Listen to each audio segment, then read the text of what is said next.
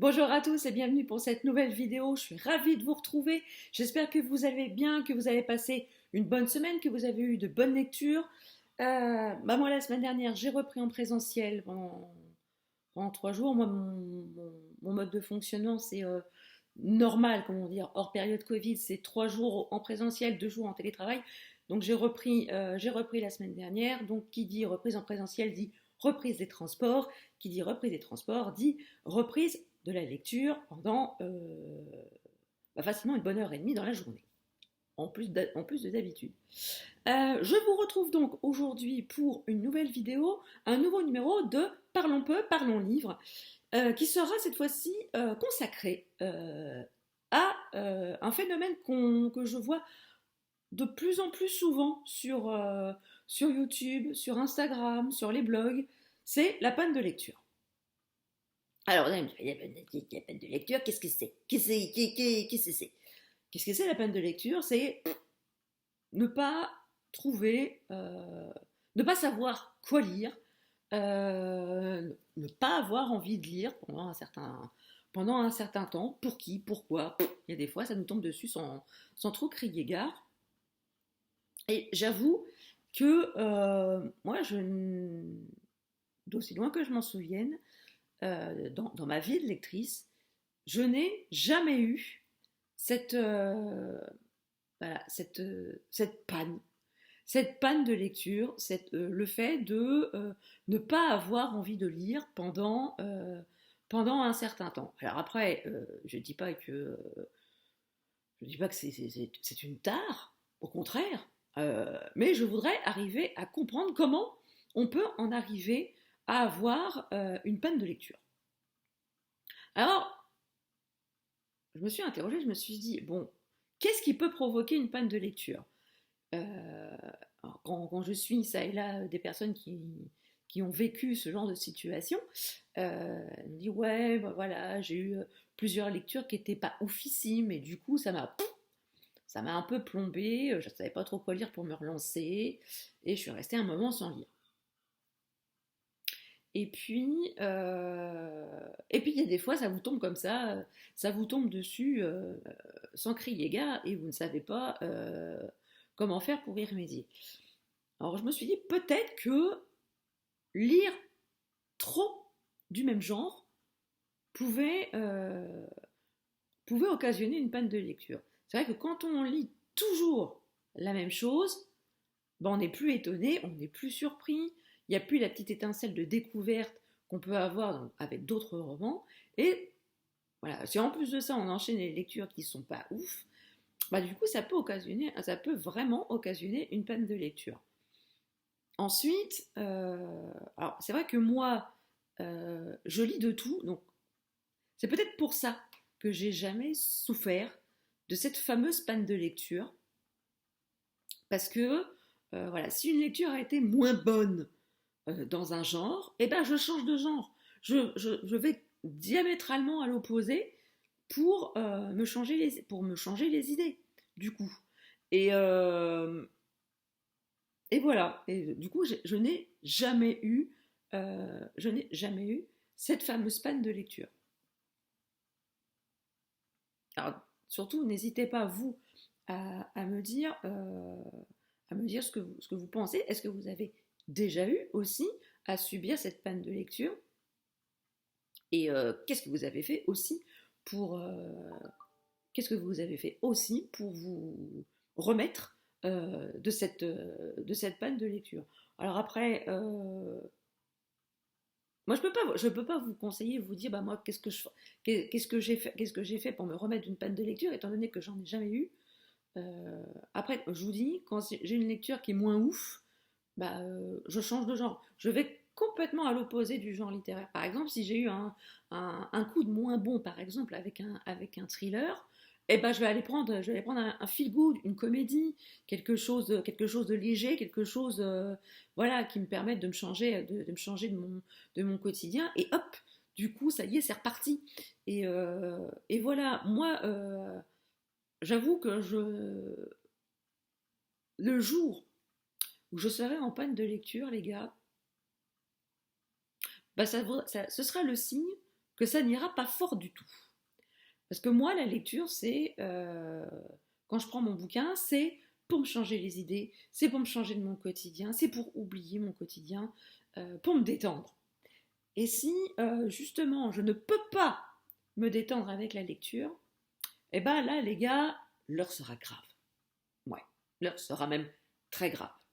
Alors, j'espère que n'arrivera pas en même temps une panne de sport, hein, parce que sinon, euh, autant prendre une corde, se la mettre autour du cou et puis faire le grand saut, hein, comme on dit. Bref, voilà, j'avoue que je ne passe pas une seule journée sans lire au moins un petit peu. Le matin, je me lève, je bouquine en prenant mon petit déj. Je lis maintenant, bon, bah, du coup, vu que je reprends les transports, je lis dans le bus. Je lis sur l'heure du midi pendant ma pause déjeuner. Je lis dès que j'ai un moment de creux. Et les rares fois où je ne lis pas dans la journée, c'est parce que je suis malade. C'est parce que je suis malade, que je suis pas bien, que je suis mal fichue, ou quand j'ai la migraine. Ce qui m'est arrivé d'ailleurs samedi. Donc samedi, je peux vous dire que j'ai pas lu beaucoup. Euh, la crise de migraine a duré 10 heures. Je le sais parce que j'ai une application sur mon téléphone qui me permet d'enregistrer mes crises. Et je peux vous dire que la crise a duré 10 heures. Donc pendant 10 heures, bah, la fille devant vous n'a pas fait grand-chose. N'a pas lu grand-chose. Et voilà, et c'est vraiment les seuls moments où je ne lis pas. Sinon, j'ai toujours un livre avec moi et je ne... Voilà, pour moi, la panne de lecture, de mon point de vue, pour moi, c'est inconcevable. Euh, Après, je peux comprendre qu'il y a des gens qui ont besoin de faire une pause, pour des gros lecteurs, qui ont besoin de faire une pause et de faire autre chose. De regarder une série sur Netflix, de profiter que nous sommes déconfinés et de profiter du beau temps et de sortir, d'aller prendre l'air. Je peux tout à fait comprendre ça. Mais moi, à mon niveau, la panne de lecture, pour moi, c'est pas dire que c'est de la science-fiction, mais un petit peu quand même. Le jour où ça, alors, franchement, le jour où ça m'arrive, les gars, d'abord, je vous le dis, et de deux, bah, c'est le signe que ça ira pas bien du tout, hein. Ça ira pas bien du tout, parce que je peux pas, voilà, je ne peux pas rester une journée sans bouquine. Je ne peux pas. C'est au-dessus de mes forces. C'est grandement au-dessus de mes forces. Également, alors aussi, je vois aussi beaucoup de gens aussi qui justement peut-être pour éviter la panne de lecture, font des lectures de saison. Je m'explique. L'hiver, il y a des gens qui vont vraiment privilégier les comédies de Noël, tous les romans qui se passent en hiver, qui traitent de la montagne, de la neige, du froid. On lire des thrillers nordiques, par exemple. Donc tout ce qui est dans la période hiver. Vous avez aussi des challenges saisonniers, tels que le Cold Winter Challenge, tels que le Pumpkin Autumn Challenge, tels que l'été, vous avez le challenge de... Alors en même temps, c'est pas des lectures de l'été. C'est ce qu'on appelle les lectures de l'été, vulgairement parlant, c'est les lectures un peu légères, pas prises de tête, qu'on aime bien lire sur un transat. On va dire, appeler ça les lectures transat. Moi, j'avoue, alors vous allez me dire que je ne fais jamais rien comme tout le monde, et vous n'aurez peut-être pas tout à fait tort. Moi, j'avoue que je ne fonctionne pas comme ça. Si j'ai envie de lire un roman qui se passe en hiver, à la montagne, en plein été, voilà, moi je lis en fonction de mes envies. Voilà, je me plante devant ma bibliothèque, devant ma pile à lire. Je prends un bouquin les uns à la suite des autres. Et peu importe si ça ne correspond pas à la saison.